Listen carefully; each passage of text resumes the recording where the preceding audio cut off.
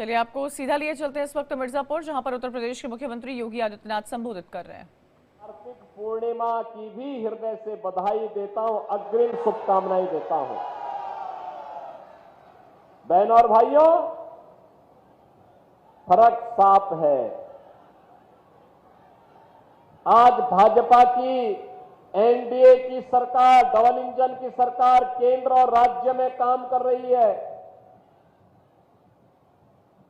अब हमारा बिंद क्षेत्र विकास के लिए हाथ नहीं फैलाता है, बल्कि विकास स्वयं उनके पास आता है। याद करिए, कभी यह क्षेत्र खनन माफिया और भू माफिया के लिए जाना जाता था, और आज अच्छे जनप्रतिनिधि आप चुनते हैं, अच्छे सांसद चुनते हैं, अच्छे विधायक चुनते हैं,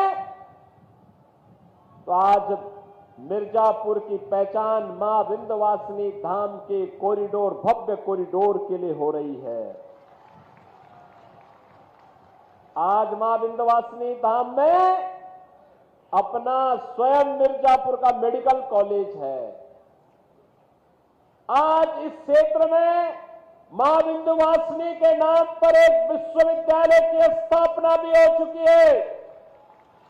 और अब तो याद करिए, देश के यशस्वी प्रधानमंत्री आदरणीय श्री नरेंद्र मोदी जी ने इंटरनेशनल सोलर अलायंस के लिए फ्रांस के प्रधानमंत्री को लेकर के स्वयं यहां पर आए, और यहां पर सोलर का सबसे बड़ा प्लांट का उद्घाटन उन्होंने स्वयं किया था। बहनों और भाइयों, मैं आज इसीलिए आपके पास आया हूं, आपसे कहने के लिए, आपने बदलते हुए भारत को 10 वर्ष में मोदी जी के नेतृत्व में देखा है। आपने पिछले 10 वर्ष के अंदर बदलते हुए मिर्जापुर क्षेत्र को देखा है, बिंद क्षेत्र को देखा है। बहनों और भाइयों, एक तरफ भारतीय जनता पार्टी, अपना दल, Nishad party, Suheldev Rajbhar party, RLD का एक गठबंधन एनडीए के रूप में गांव, गरीब, किसान, नौजवान, महिलाएं और समाज के विकास के लिए पूरी प्रतिबद्धता के साथ कार्य करने के लिए दिखाई दे रहा है, तो दूसरी ओर समाजवादी पार्टी, कांग्रेस का इंडी गठबंधन है। बहनों और भाइयों, कितना झूठ और फरेब इनके द्वारा कहा गया। इन्होंने कहा था खटाखट खटाखट, चुनाव के बाद क्या खटाखट से किसी को 1 लाख रुपया मिला क्या? किसी को पैसा मिला क्या? आप समाजवादी पार्टी और कांग्रेस के लोगों से पूछो कि ये पैसा कहां गया। बहनों और भाइयों, ये तो मां विंध्यवासिनी का धाम है, नारी शक्ति के जागरण का धाम है, नारी अस्मिता और नारी स्वाभिमान का धाम है। और हमारी परंपरा में कहते हैं, यत्र नारेस्तु पूजन्ते रमन्ते तत्र देवता। जहां साक्षात मां विंध्यवासिनी स्वयं विराजमान होकर के, मां अष्टभुजी स्वयं विराजमान होकर के अपनी आशीर्वाद बरसा रही हो, उस पावन धरा समाजवादी पार्टी के लोगों ने तो आज वह भी नहीं छोड़ा है। बहनों और भाइयों, देख सपाई बिटिया घबराई, आज आप देख सकते हैं। और मैं इसीलिए आपसे कहने के लिए आया हूं, अयोध्या में एक निषाद बिटिया के साथ इन समाजवादी पार्टी के नेता मुइन खान के द्वारा क्या व्यवहार किया गया था।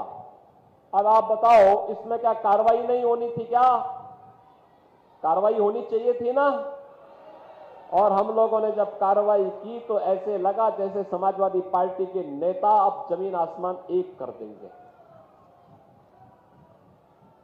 कन्नौज में एक बेटी के साथ किस प्रकार का व्यवहार समाजवादी पार्टी के नेता के द्वारा किया गया।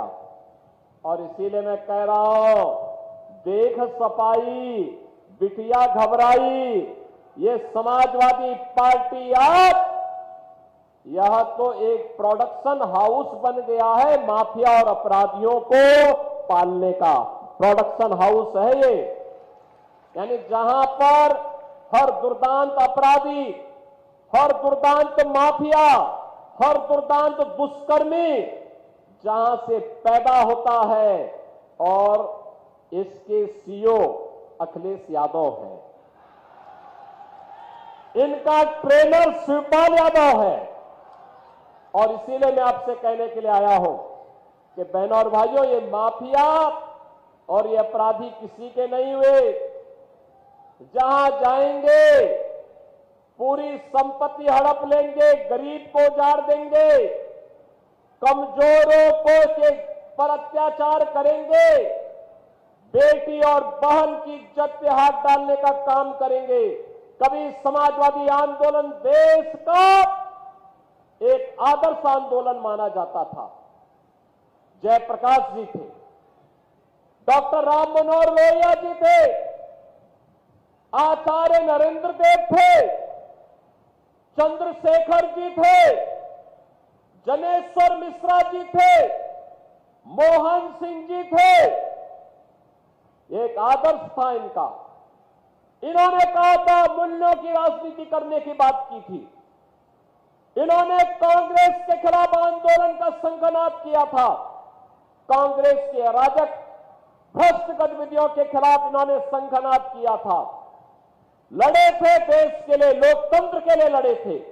और आज ये समाजवादी पार्टी पेशेवर माफिया और अपराधियों का गढ़ बनकर के किस तरीके की अराजकता पैदा कर रही है, ये किसी से छुपा हुआ नहीं है।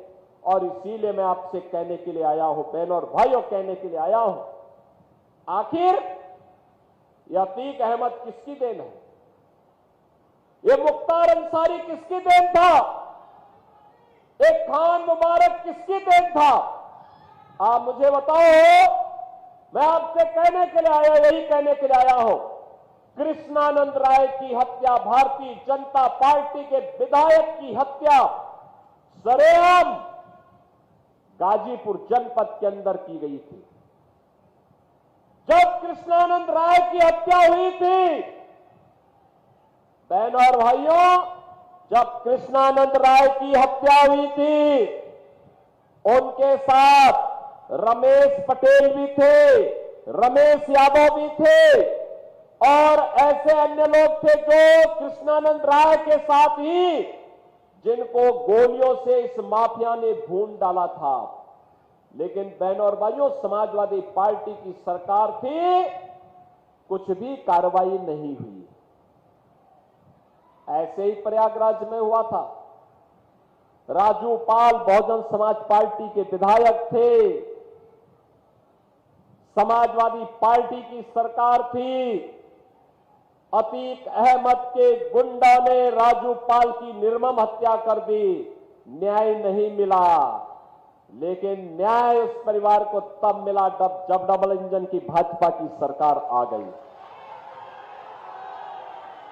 और इसीलिए मैं कहता हूं, बहनों और भाइयों, इसीलिए मैं कहने के लिए आया हूं, ये जो समाजवादी पार्टी है, यह हर दुर्दांत माफिया और अपराधी का प्रोडक्शन हाउस बन गया है। यानी यहीं से पैदा होते हैं, यहीं से लूट खसोट करते हैं, अराजकता फैलाते हैं, और फिर जनता को गुमराह करने की बात भी करते हैं।